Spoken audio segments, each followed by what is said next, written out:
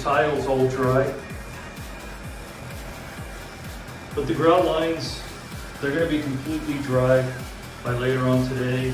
Tomorrow they'll be even popping more. You can see how much better they already look.